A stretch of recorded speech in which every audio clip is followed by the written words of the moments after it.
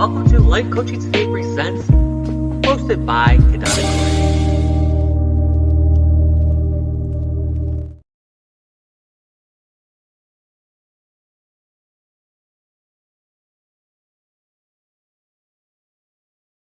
Are you a life coach who wants to make a difference in the world? Do you want to share your wisdom, passion, and experience with others? Do you want to grow your business and reach more clients? If you answered yes to any of these questions, then you need Life Coaching Today. Life Coaching Today is the largest platform on the web for life coaches, therapists, and hypnotherapists who want to enhance their visibility, gain exposure, and connect with clients. Life Coaching Today is more than just a directory. It's a network of opportunities. By joining Life Coaching Today, you will get access to a magazine where you can be featured and connect with over 30 million subscribers. Be a guest to our podcasts with over 55,000 subscribers. A directory where you can showcase your profile, services, and testimonials to thousands of potential clients. And that's not all. Life Coaching Today also offers a free 30-minute coaching session on Tuesdays and Thursdays, where you can be coached or meet your next client. A flexible pricing plan where you can choose the best option for your budget and goals. A dedicated customer service team where you can get help and guidance whenever you need it. So what are you waiting for? Join Life Coaching Today and take your life coaching career to the next level. Visit www.lifecoachingtoday.com and sign up today. Life Coaching Today, the largest portal on the web connecting coaches, therapists, and hypnotherapists.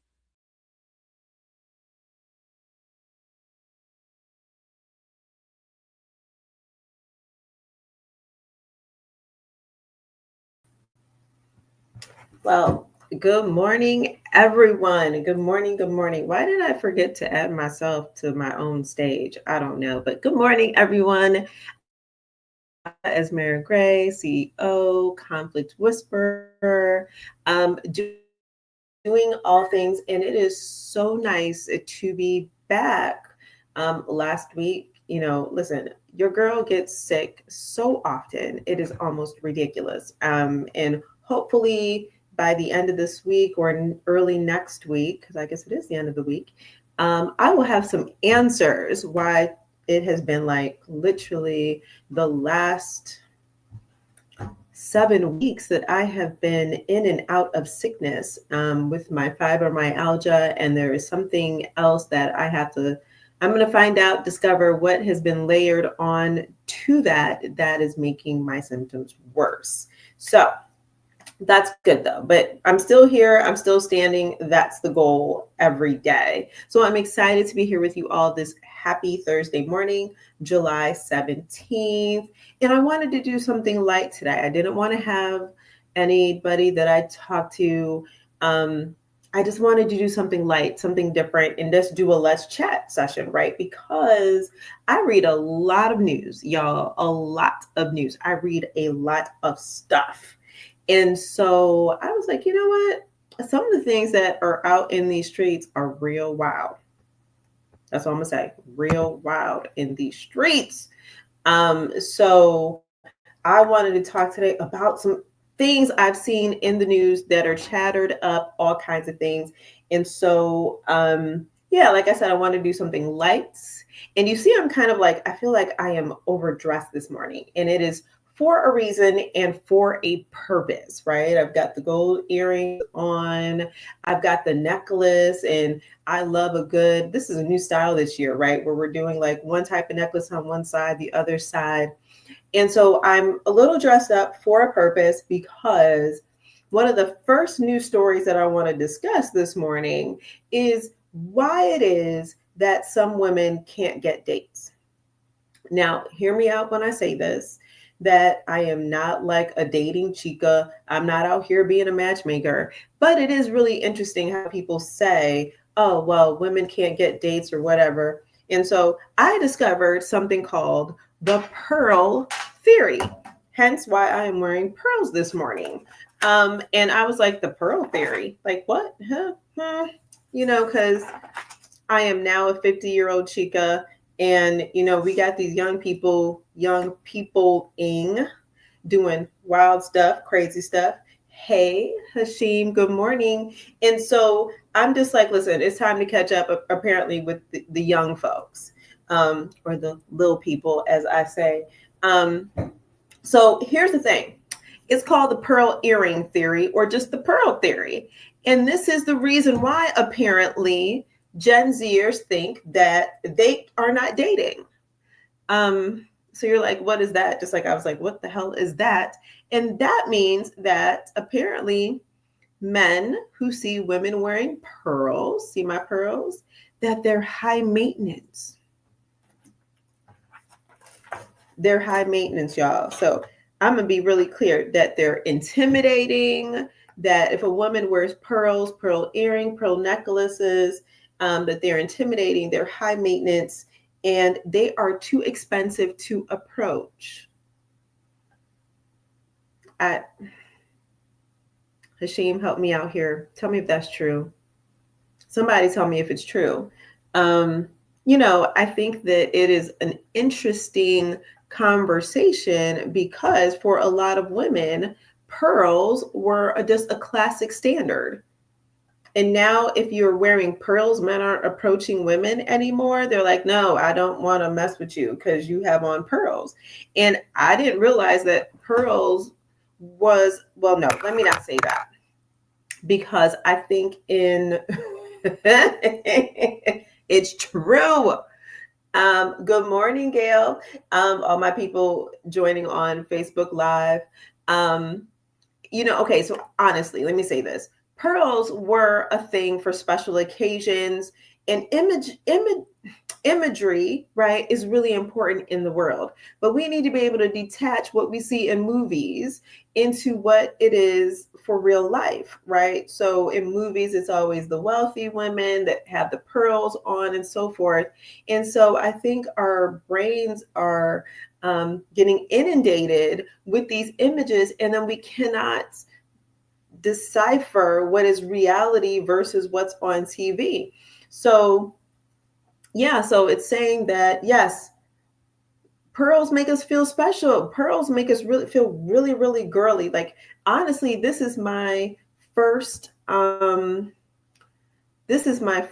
of white pearls. Actually, I have blue pearls, y'all. And that's kind of extra. So maybe I'm high maintenance because I'm extra. And if you're following me, don't answer if I'm high maintenance because I will bite you.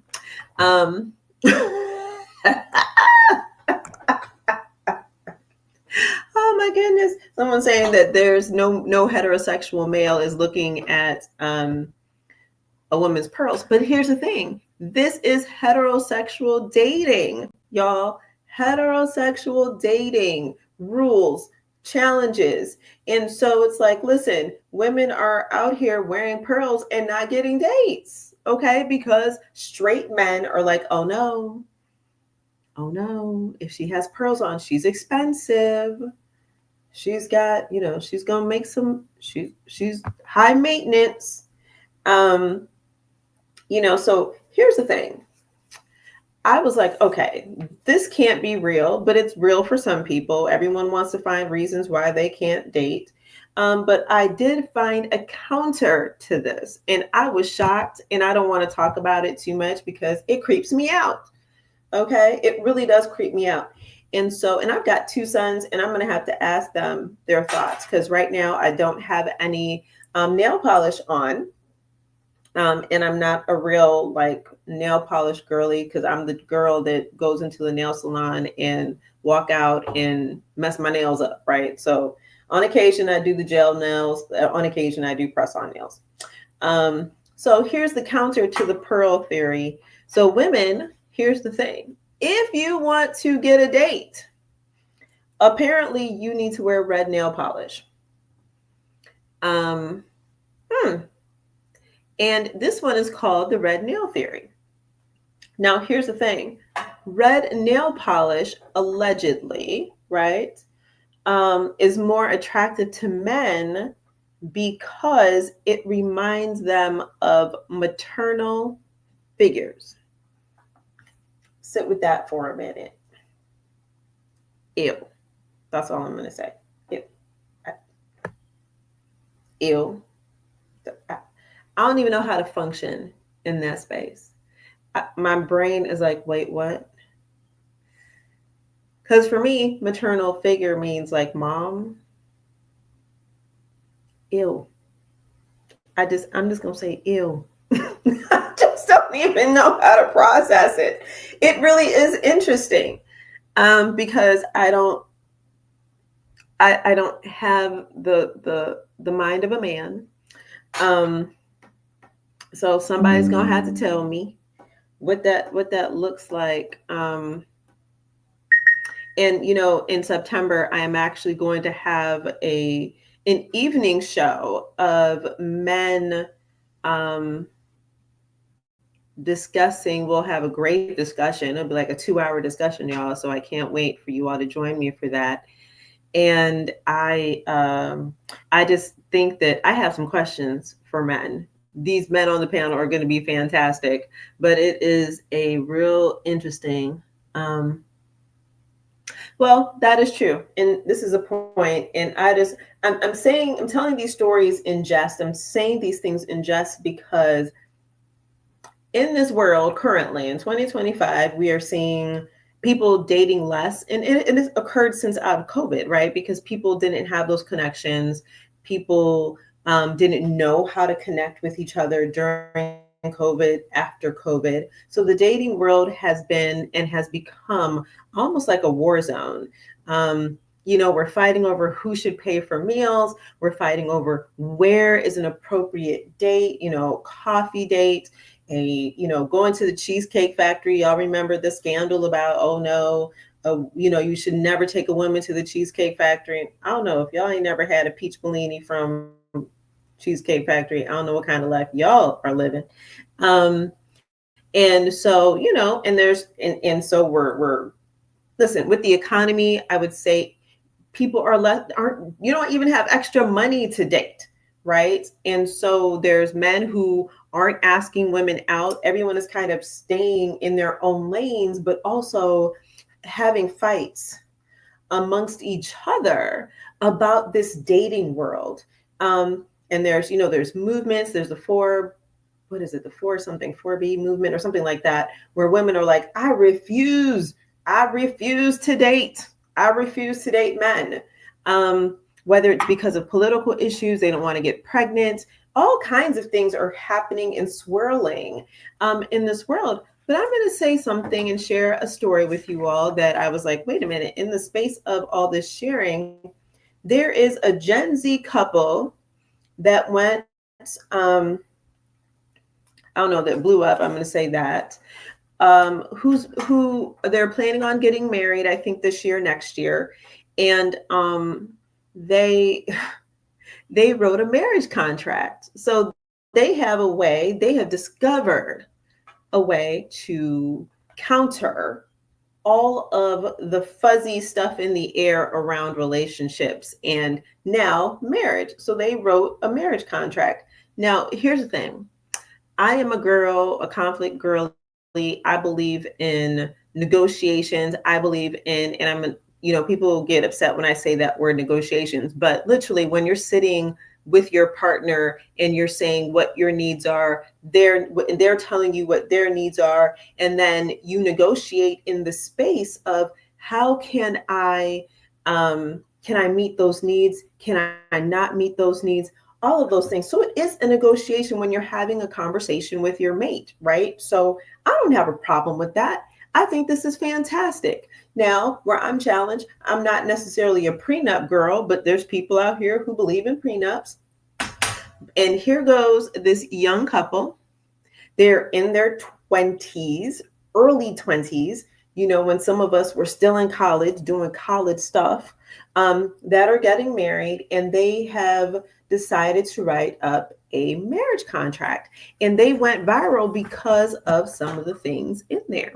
So let's discuss some of the things that they have in that marriage contract. So the first one that caught my attention was that they said to each other that as we enter into this engagement, into this marriage, that whatever you are politically, however you are politically minded, you can never change that for the entire length of the marriage. So if you're a Christian Republican when we started, then that's what you're going to be the rest of this marriage. You cannot become a moderate, you cannot become a Democrat. And I was like, that's interesting. That's wild work right there.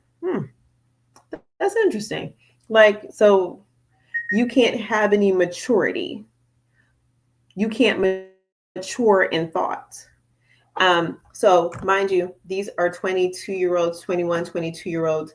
And I think they're 21, 22-year-olds. They're young, y'all. So there's no maturity in political beliefs or ideological beliefs. So you should have to stay politically in your lane.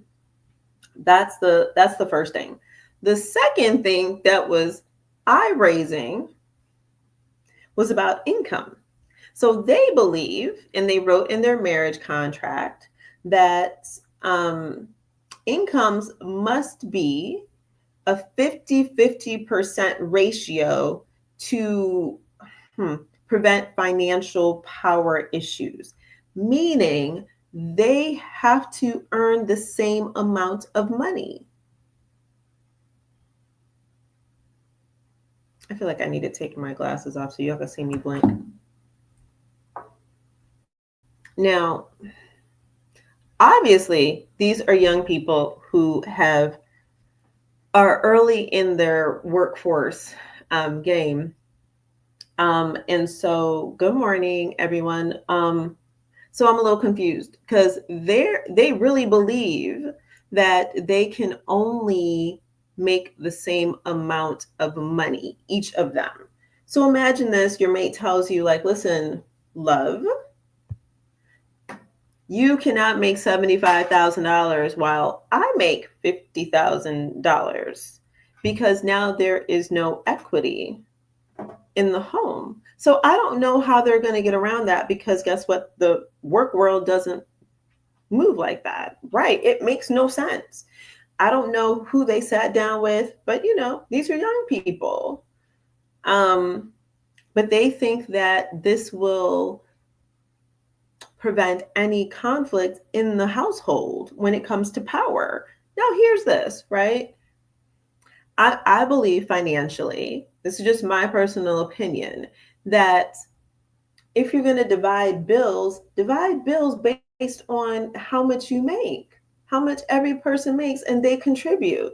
If someone makes more, like 75% of the income, they pay 75%, they put into the bank account 75% of whatever the bills are, and the other person puts in the 30%.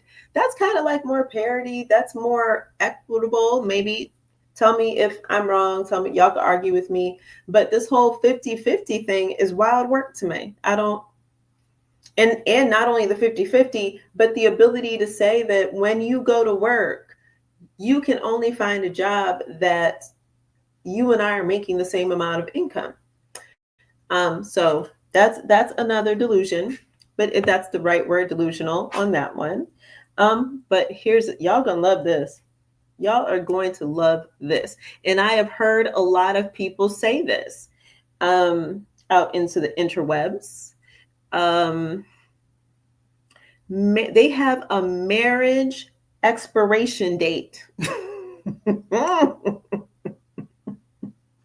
And they say their marriage expires every 7 years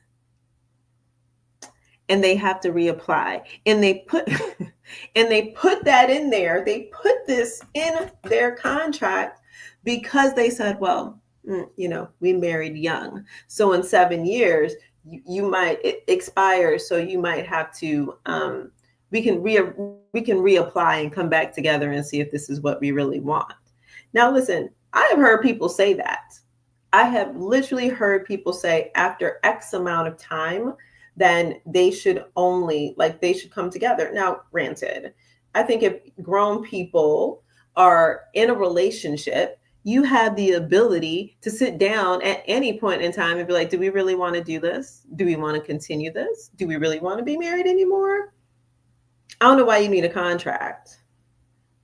I don't know if I think they want to be married. I think they're writing something down because, one, they feel like this will hold each other accountable. and there's an understanding. And I enjoyed that part of this, because what it's telling me is that they are young people who are having conversations. And no, they do not have they do not have clauses in this marriage contract, to what I saw and what was put on the internet, around illness, accidents, nothing. I didn't see anything like that. I don't know. I just feel like they are young, right? And we know, if you married young, if you're anybody that's married young, hell, grown folks, grown people, have this pie in the sky notion about relationships and marriage, right? So I do think I'm going to give them kudos for actually having these discussions. Now, I do think that if they should have sat down with a pastor or a therapist or a coach or someone to say, okay, where's all the caveats here? What else is, like, this doesn't make any sense. Let me explain to you how the real world works, so they're not in a bubble. And here, for any of you all out in Beyonce's internet, I just want to say to you all, if you are the person that's like, ooh, wow, you know what? Hall passes are amazing. And if you all don't know, a hall pass is where your mate gets the opportunity to go out and date and, I guess, have sexual relations with someone else. Because they have a hall pass. And they say that at any time, each partner can request a temporary 3-month marriage suspension, and they can ask for this only every 3 years. I'm just saying, I just need to read that again. So let's say this. They have a conversation. They say every 7 years, right, we get to sit down and we need to say if we're going to continue with this marriage. They talk about it in terms of like reapplying for the marriage, right? However, every 3 years, they can ask each other for a suspension in the marriage for every 3 months. Like, no, I'm sorry, I said it wrong. For a temporary 3-month suspension of the marriage. Ooh.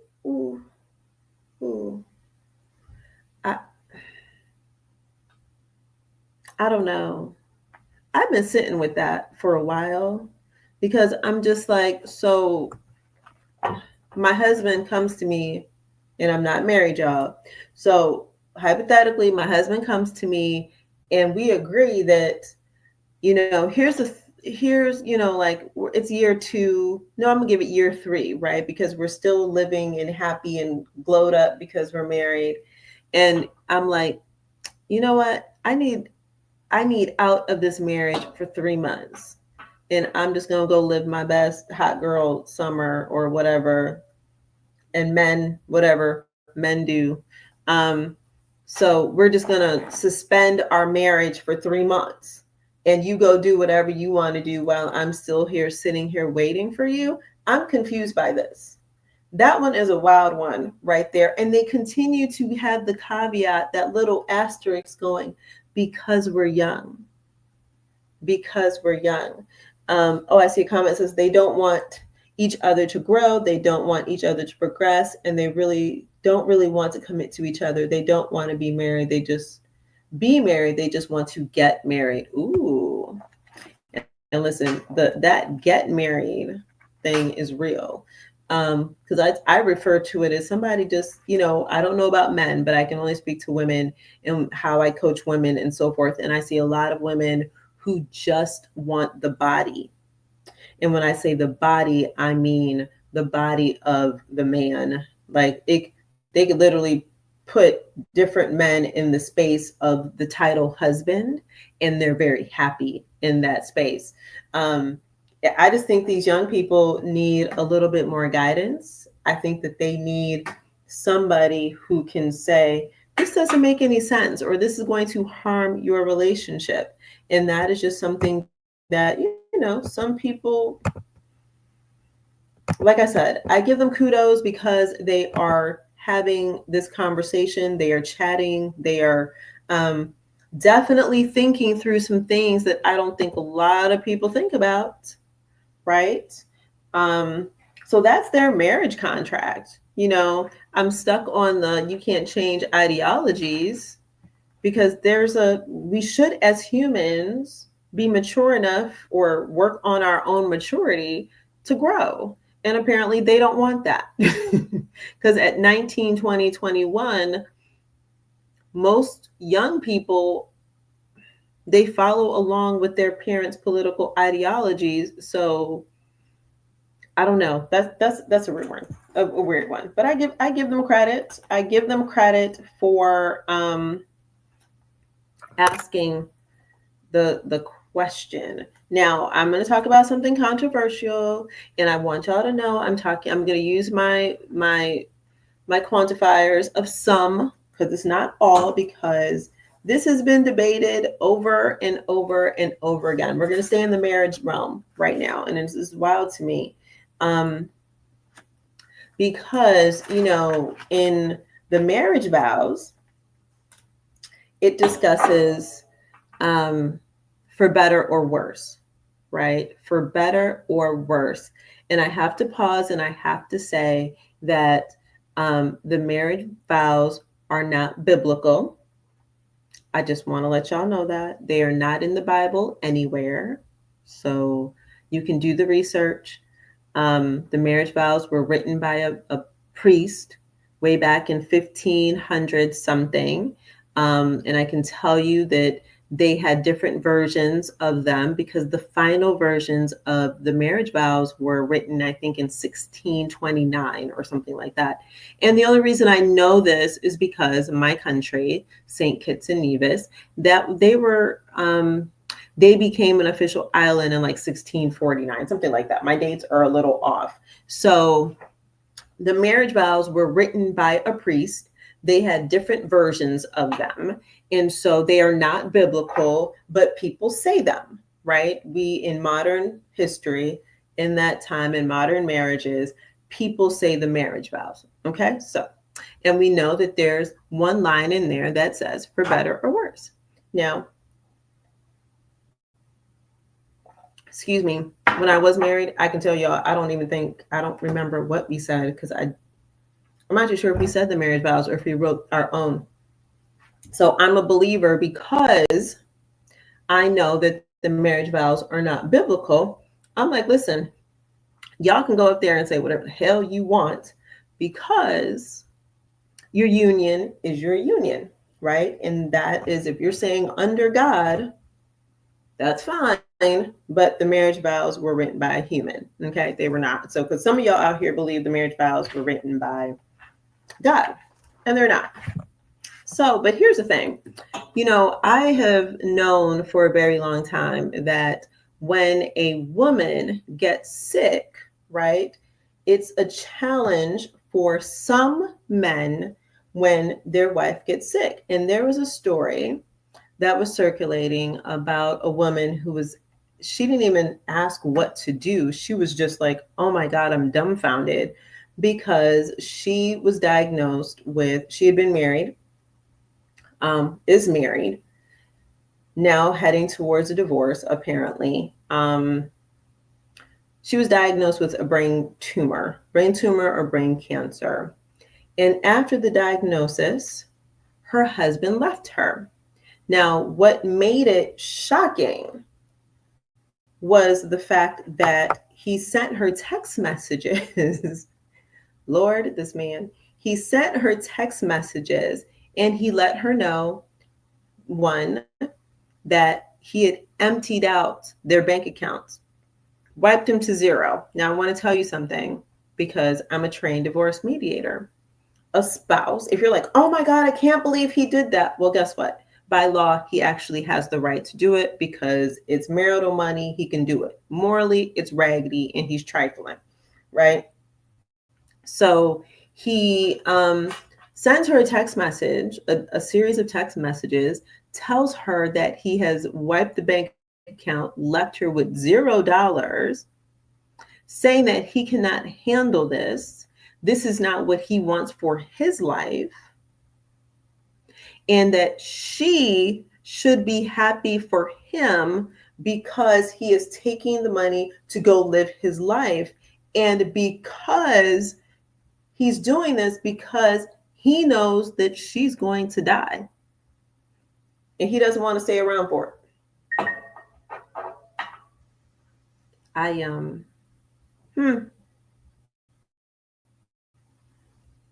don't even, sometimes in this life, I'm like, oh Lord, just stunned. Like, this was, he literally said that to her.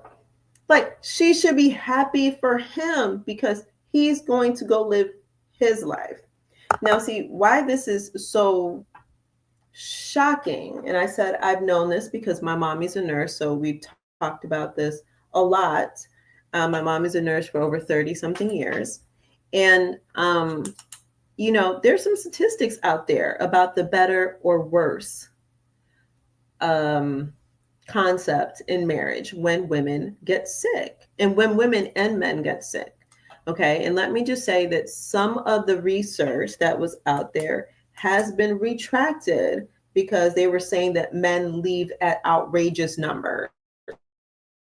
Like, they leave their marriages at outrageous numbers. And one of the reasons why that some of the research, there was one particular research that was retracted, was because when they counted how many men left their marriages, they added in the people that quit, the men that quit the research study. So it was skewed and a flawed research. So I want to say that out there. So these numbers have been amended. So it's not like we have 5,000, % of men leaving women when they're sick. But I do know that nurses, if you ask nurses in cancer facilities, they are trained. They are trained to deal with women whose husbands leave when they have breast cancer, right? Or cancer of any type, because some men cannot handle the pressure, the sadness, the emotions around it, the illness. I don't know. But here's an interesting thing, right? And it says that if a man becomes sick, right, terminally ill, we're not talking about a cold, even though I'm going to say when y'all get a cold, some of y'all act like y'all are terminally ill, and his wife becomes a caretaker, that, 2.9% of women separate from their mates. That's 2.9%. That's a very low number. And I think in the marriage vows, I think there's implied that you are going to take care of your mate. In the Bible, there is a word in there called being a helpmate, right? So if that means caretaker, that's one way to do it. So we're supposed to take care of each other. That is the understanding inside of marriage, or so I think. And yeah, right. I don't know. This dude, he just raggedy. So women leave at 2.9%, and that's a separation, right? You use the word separation. I'm not too sure if that means divorce or not. Now, here's the flip side of that. And it's if a woman becomes terminally ill, right? Like I was saying, cancer, like this woman, brain tumor. It says their male partner leaves at a rate at 21%. That's crazy. And it basically said, I'm just reading this quote for quote, basically means that men are 624% more likely to separate from their wives when they are terminally ill. Men, I have some questions. Can y'all answer that for me? What's going on? And like I said, I know it's not all men. I know it's some men. That's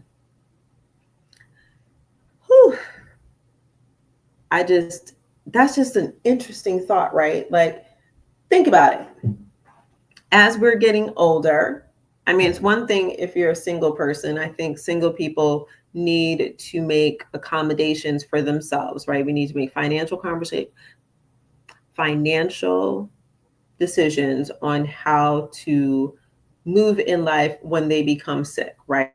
So hospice, home nursing, all that kind of stuff when you're single, right? You have to be prepared for that. And if you haven't thought about it, it's time to think about it. Because I'm a 50-year-old chica, right?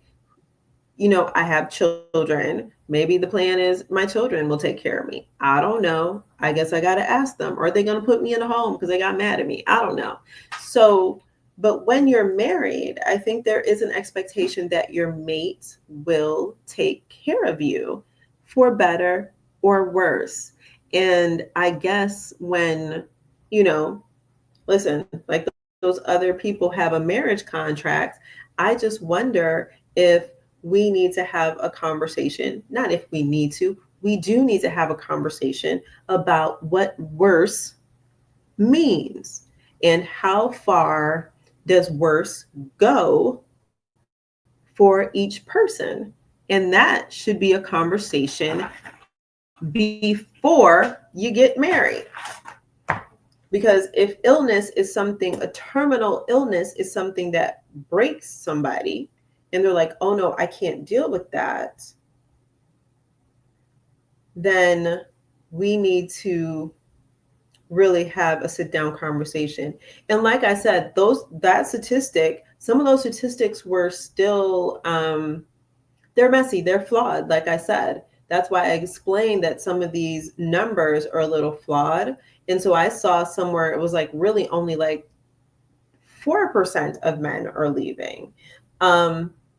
I don't know. All I know is that this was this woman's experience. And of course, people were just like dumbfounded, right? Like, how can you leave somebody when they're sick? And I've read stories of women who have been in abusive relationships and choosing to stay because their mate got a terminal illness and no one was there to take care of them. So they stayed to do that, right? I don't know how many men would do that. You know what? I do know a gentleman on my page who I watched his journey because he was very open about taking care of his wife. And it was interesting because she got really sick young-ish, as in, I think in her 40s, early 50s. And watching him, like he posted his journey because it is full of highs and lows, and it is full of hardships, and it's full of loneliness when you're a caretaker. So I've always given him kudos in my mind and hopefully out loud, because I thought that was one of the most, I'm just going to say this, I thought it was a very cherishing thing to watch him do that and talk about that. So, and yes, listen,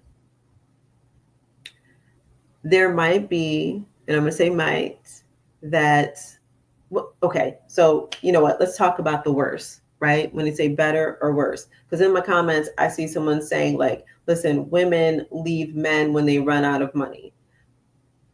That's probably a common occurrence. Now, I don't know what run out of money means. That could be like losing their job, all kinds of things. There's so many different things. I will say this. In the definition of worse needs to be defined by each person when it comes to marriage or in a relationship, right? Because some people choose not to be married, but they're in long-term relationships. So what is it that we are deciding that I can no longer be here for in this relationship, right? And if it's a money issue, we have to talk about, how did we arrive there? Do I need to get a job? What does that look like?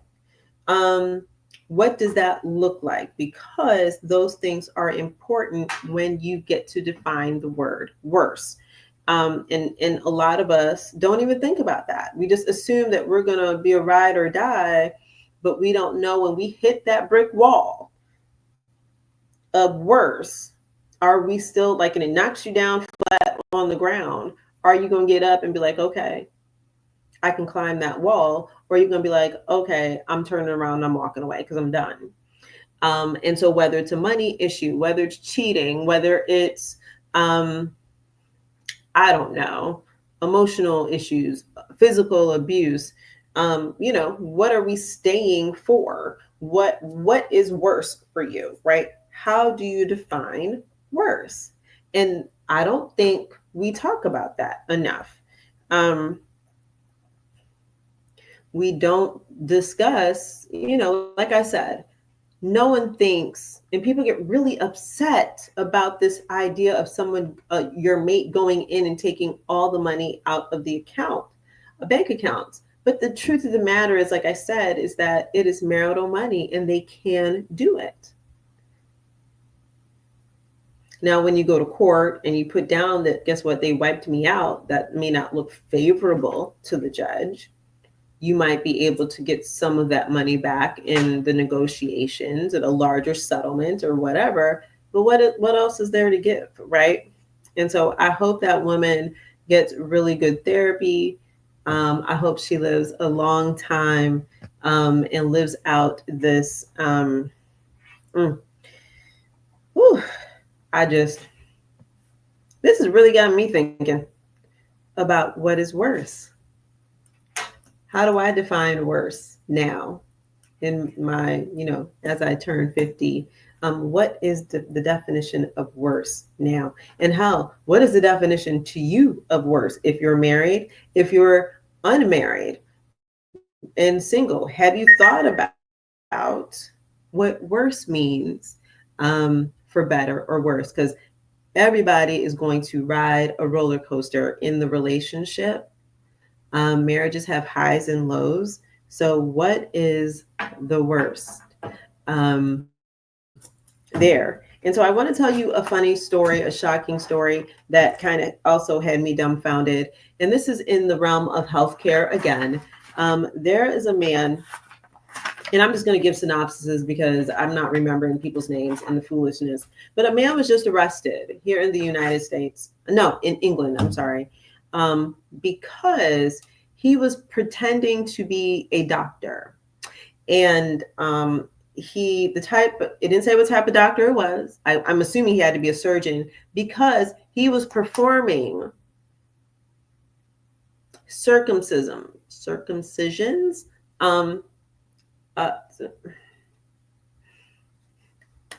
Y'all, he was not a doctor. I don't even know how he got credentials in the hospital. I don't know how he was able to get into the hospital, get into surgery, because guess what? He was performing illegal circumcisions. He was giving out medication that they don't know where he got the drugs from and making money from this. And he was a hospital surgeon, apparently. Reading the article, I was unsure how it was that how he got caught. And maybe because I was blinded by the fact, like, what? Parents were coming to him and saying, okay, my child needs to be circumcised and all of that kind of stuff. Because let me just say, from his culture, they get circumcised. So don't come and be like, oh my gosh, the circumcision. Listen, some cultures still do it.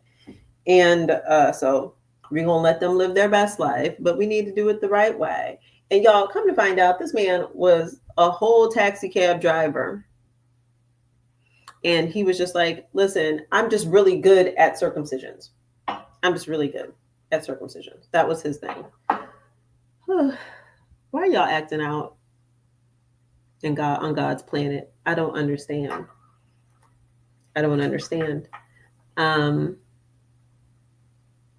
Yeah, I don't understand that.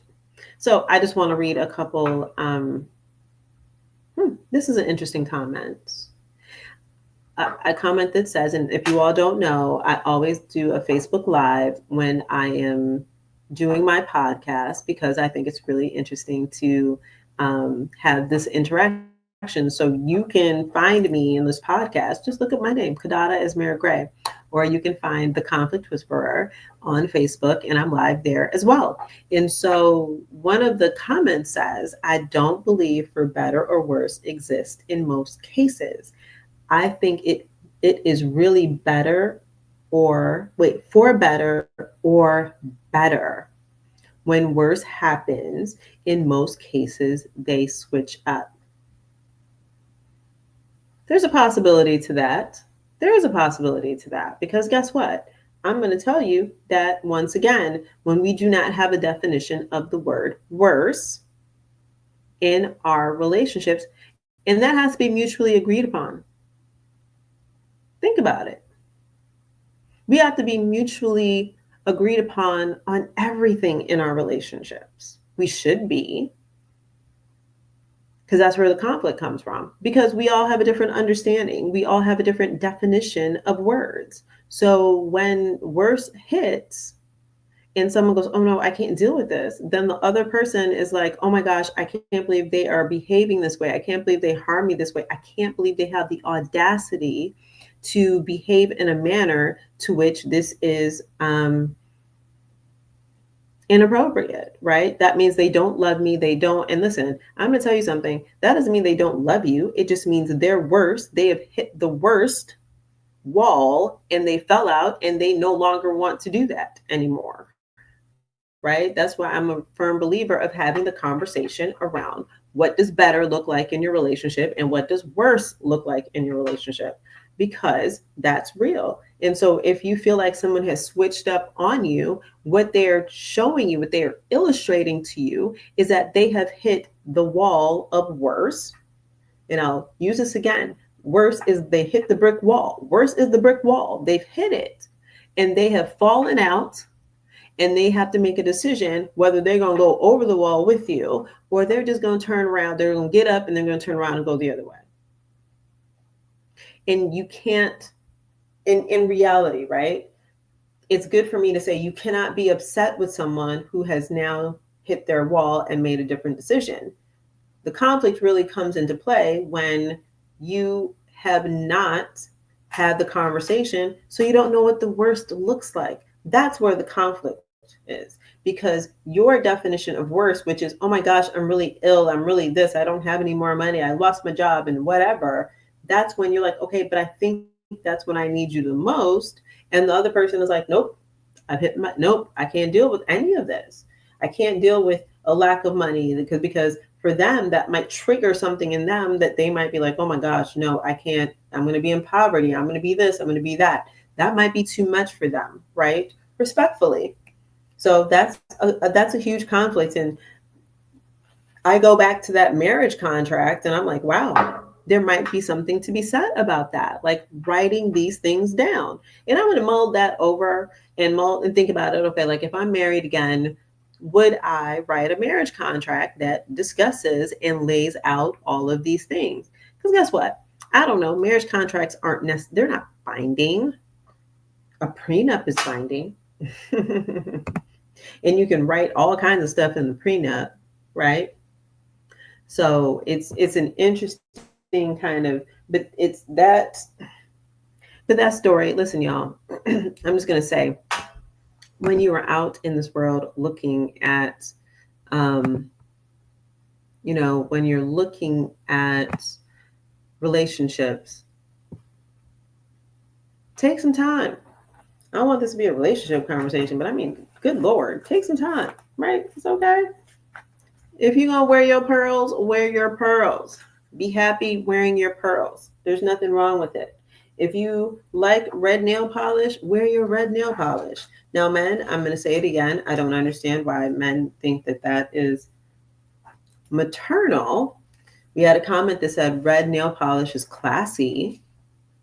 Okay. Keep it classy, right?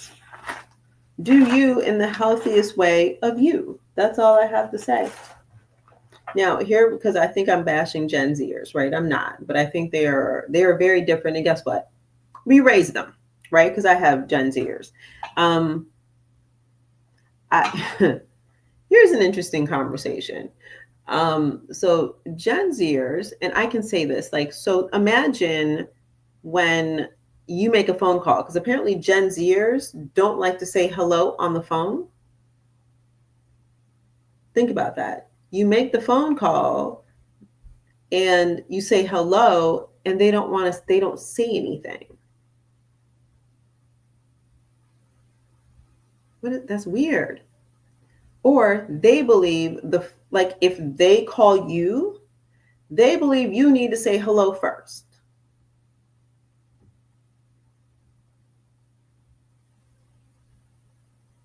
I Now here's the thing. I have a 26-year-old, and I'm thinking about this now, and I realize that like sometimes when I call her, there is a true hesitation. And I'm like, hello? And it's like it almost seems like she's stumbling. Even my baby boy, right? 2005 baby boy, he's like, I'm like, hello? And there's silence on the other end. Now they're contributing this. They're saying that because out of COVID, that people really have lost the ability to have relationships with other people. And we're seeing it in Gen Z and probably this new, I don't even know what the new millennials, no, the new group is called. I don't even know what they're called, y'all. So that they just don't have any social skills.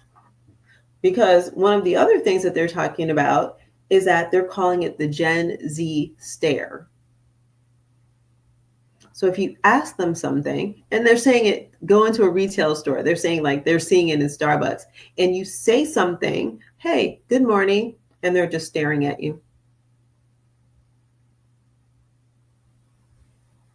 Or, can I please have a X, Y, and Z? And they just give you the stare. Now, these are young people that are at work, and it's causing problems at work because the stare is like, not only is it creepy, but it's unprofessional. And people are like, but I need you to engage with me. So Gen Zers are losing their social skills, or maybe they just haven't had it. So imagine you are like, when I started my job, my very first job, I was in IT. I was a consultant, IT consultant, and I flew out to Kansas to work for the Department of Revenue, and I interacted with people all day long.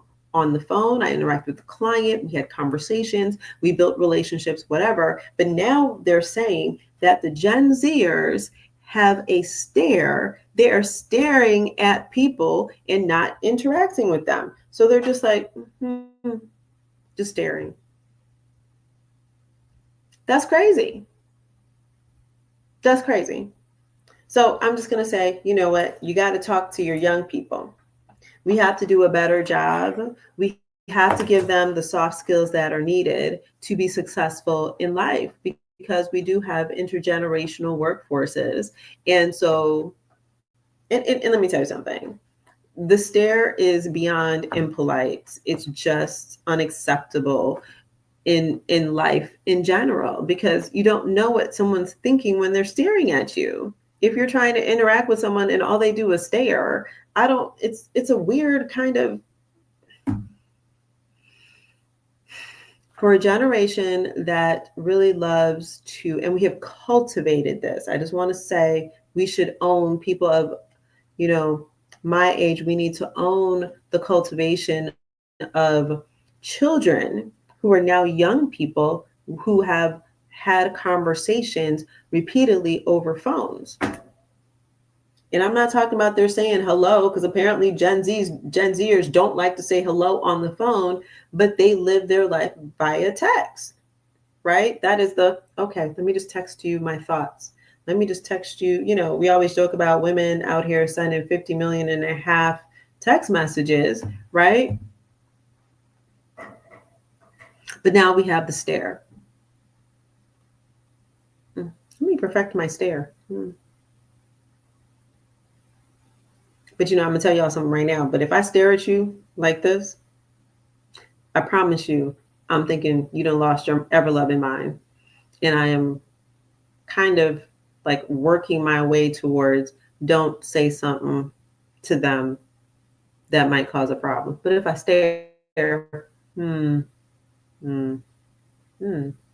that's a problem. I'm just saying, just so you know, if Kadada ever stares at you like that, just know what's coming. Just have to say that. And guess what, y'all? We are going to wrap. I am going to wrap. Thank you all for joining me today, this happy Thursday. I hope that in the midst of the heat with the high levels of humidity over in Georgia, we are somewhere between 69 and 72% of heat. I'm just going to tell you of humidity. Listen, stay safe, stay hydrated, put your sunscreen on. I love a good sunscreen.